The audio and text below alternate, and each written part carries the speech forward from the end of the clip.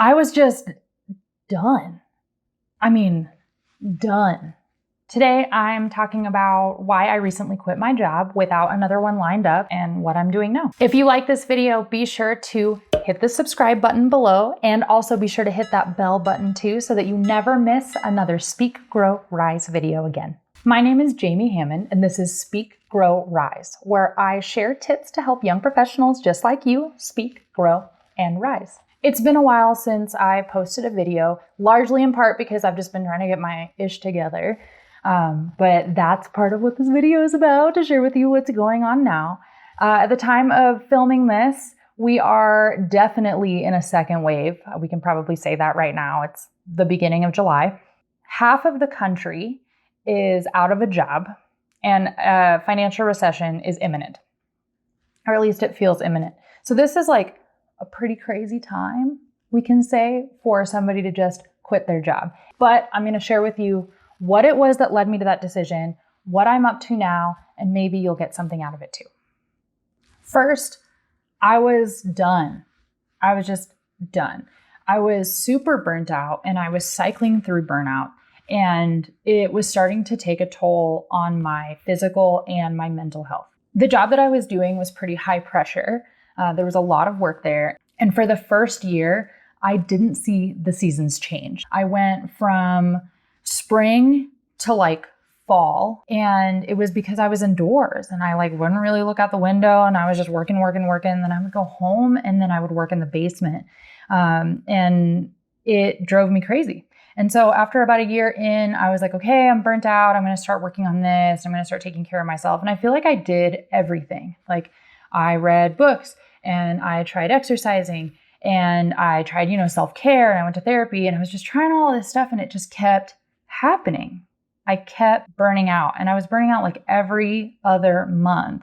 Now I understand that it was just the same state of burnout the whole time, but I felt like I just kept trying and I was in this cycle and I couldn't get out of it. And more than anything, what I noticed was that I was just like I just had the desire to people please, I started to feel like if I don't get my job done or if I don't do more, then I'm not enough.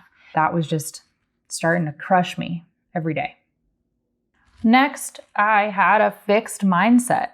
I spent most of my time, and what I realized was a mindset of lack, of lack and not possibility, not optimism, and not joy. All I could feel was that pressure and that anxiety of, I don't have time. I'm so busy. I don't have enough. Even though I was well paid, even though it felt like on the surface that everything was really comfortable, I constantly felt like I just didn't have enough. And more than anything, I felt like I was not enough. I felt like I couldn't do anything right. I couldn't be anything right. And it really started to take a toll on me. But more than anything, I realized that feeling wasn't limited to just this office. That feeling of wanting to people please and feeling like I just wasn't enough. That was really something that had carried over in every job I had been in. I was like that in school, and I was like that before school. And I just was noticing that I had this mindset of just I can't do it right throughout my life, and I really wanted to break that cycle. This job was just the pressure cooker that I needed to show me that was how I'd been feeling all along, and that was something that needed to change. Third, the job just didn't align with me. I'm going to start by saying that this was, on paper, the best job I've ever had. It was the best paying job. It looked the best. It was a really good company.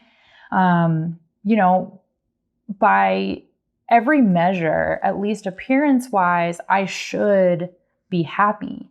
And I had worked to get this job. I had worked to get to this point in my life. My schooling was for this. The jobs, every job that I had, I was working up so that I could find a job like this, and when I had first started there, I felt like I had arrived and I had the golden handcuffs. I was paid really well and I was desperately unhappy. And more than anything, it just wasn't me. which was really hard because I felt like everything that I had done was me. I felt like what I was doing was what I truly wanted. And then I realized that I had everything I wanted, but I really didn't.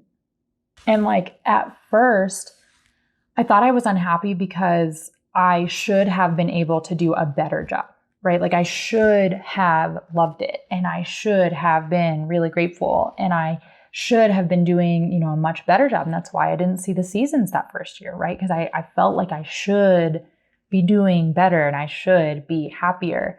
That I just didn't want to. I was unfulfilled. It just wasn't right for me. Are you feeling this right now? Are you done with your job? Are you burnt out? Are you stuck? If so, let me know what's going on in the comments. Go ahead and just write that down there and let me know what's going on. Next, I was drained and I wanted to spend more time on what fueled me. And this was not fueling me. So on paper, I was doing marketing. Low-key, I hate marketing. But I felt like I should like it because that's what I was supposed to be doing, right? Like that was the path that I had followed. And what I loved the most about my job was leadership. I mean, I loved coaching. I loved coaching people. I loved helping people grow. I like helping people speak, grow, and rise. In those moments when I was doing what I loved to do, life felt fulfilling, right? Like it felt optimistic. It felt joyful. It felt like there were possibilities. And then when I would go into what did not align with me, what I did not enjoy doing, I was unhappy, depressed, stressed out, anxious. And so there was this clear separation between what I loved and what fueled me and what made me feel whole, what made me feel fulfilled, and then what didn't. And it was very clear. Finally, I wanted to bet on me. By this point, I knew that I wanted to leave. I knew that I was unhappy, but I was so scared. I was so scared to just jump off the ledge. And a lot of it was because the fears that I had were like, what if I'm broke, like I'm destitute and I live under a bridge? Or what if I never get another job? And like, it was crazy at the time because even though I was like, what if I never find another job? I didn't want another job, right? Like I said before, I knew that what I wanted to do was something like coaching. I knew that that's what was right for me. But I was still like in this mindset of like, what if it doesn't work out? And I was really inspired by a video by YouTuber Vanessa Lau, who has a video from a couple years ago where she talks about how she quit her job a lot like this one. One of the things that she talks about really resonated with me.